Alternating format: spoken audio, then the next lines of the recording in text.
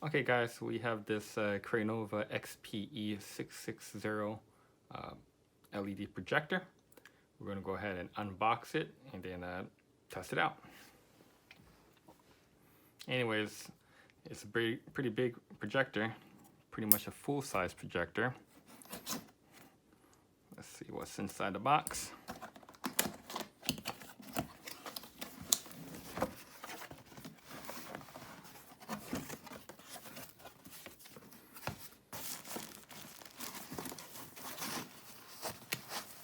Pretty well packed, at least.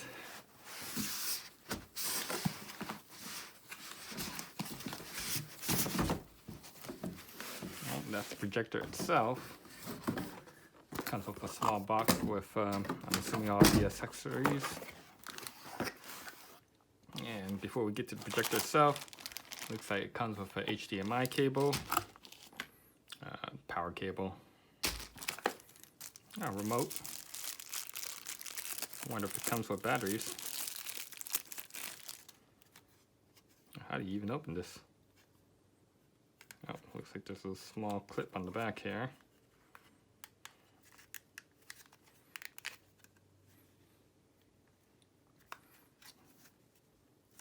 Yeah, I'm going to need a little screwdriver here to open up the back and check out the batteries. This is a common component for projectors. It essentially changes the RCA connectors for your older devices and converts it into almost like a headphone jack. A lot of the paperwork here. Oh, it looks like they have this lens paper in case you get fingerprints on your lens. Oh, 24% or 20% off this company right here. And of course the manual. Let's check out the projector itself now. Yeah, this is definitely a full-size projector.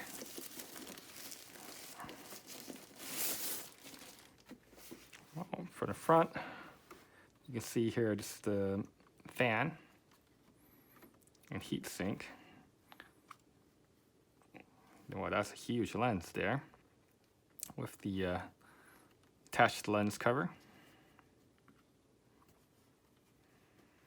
It goes on pretty nicely. I guess this is the IR receiver for the remote. There are some controls on the back of the projector itself. Simple stuff: power, back, left, right, up, down. Not sure what these buttons will do, but we'll check out. And then, of course, OK. On the back of the projector, you can see all the connections here. Oh, it has an IR receiver on the back too, so you can mount it forward or rear.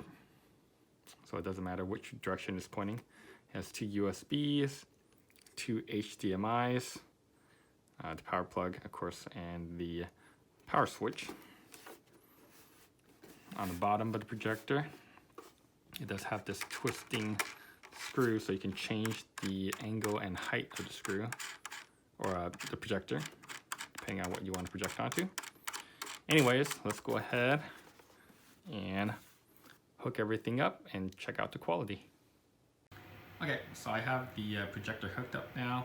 It's just sitting on this chair right here, projecting onto the wall. And this is the projector's built-in OS. As you can see, I have a USB drive connected, and it has the option of playing the files directly from the USB drive. Of note, this screen projected onto the wall is about 70-75 inches, and it's pretty bright considering that my light's on and the curtains are wide open. So I have no doubt that this would be able to project during daytime. However, there are some limitations though. As you can see, when I start playing this, oh, by the way, I figured out how to open up the controller, and it takes two AAAs, which are not included. So the browser here, you can select a file. I actually just want to play it, not just preview it. And so you can see that it's actually pretty good on the bright colors, but when you get to darker scenes, it's noticeably muffled if you don't prep your room correctly. However, it looks really good still. It plays both MP4s and MOVs. You will have to change the scaling if your MOVs or MP4s are different aspect ratios, of course. While this is playing, we're going to go ahead and go through the menus. It's pretty standard here. Changing the aspect ratios depending on your movie.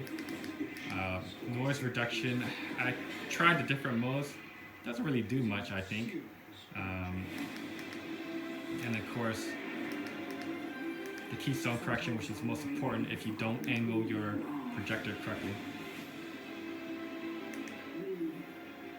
The projector has a speaker in it, as you can hear. It's decent, but probably need better output speakers if you're going to play actual movies on this. Anyways, let's pause this so that we can go through the menus again. Audio adjusting. Again, it's probably better if you use external speakers rather than built-in speakers. Timer, and then this is minor updates. Anyways, I'm going to go ahead and actually connect my computer now so that we can see what it can do for presentations.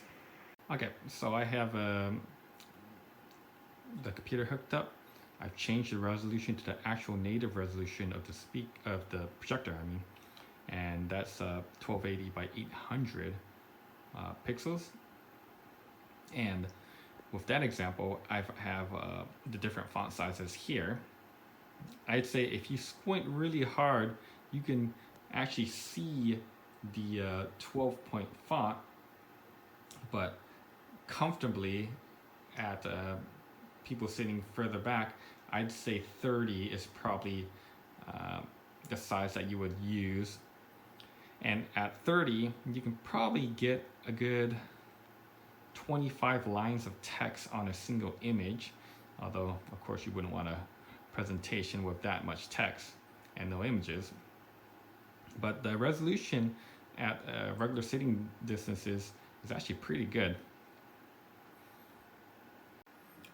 Okay, so here I just have the home screen on my computer, and I'm actually going to go through the settings here to show you what the different picture modes do. Essentially, it changes the brightness, contrast, and actually makes a big difference depending on what you're using it for. So here I actually set it to dynamic, but if you actually change it to soft, it actually mutes the colors a little bit, makes the brights and the darks kind of same so that you don't have eye strain. But if you like brighter colors, you're in a room that's not well prepped, dynamic is actually much better, as it pretty much brightens everything and then gives a bigger difference between the brights and the darks, so that if you don't have a properly prepped room, it looks better. Here I actually close the curtains here so that it looks, the colors are much more vibrant, and the darkers are much darker now. Other options that are interesting, of course, is the color temperature. If you're watching late night movies, you can actually just change the color temperature to warm so that you don't get a change of melatonin when you're watching movies at night. The X and Y zoom are pretty self-explanatory. Noise reduction is set to middle, but I've turned it off and I don't see any difference. I would imagine it's probably going to has to do with your electrical connections.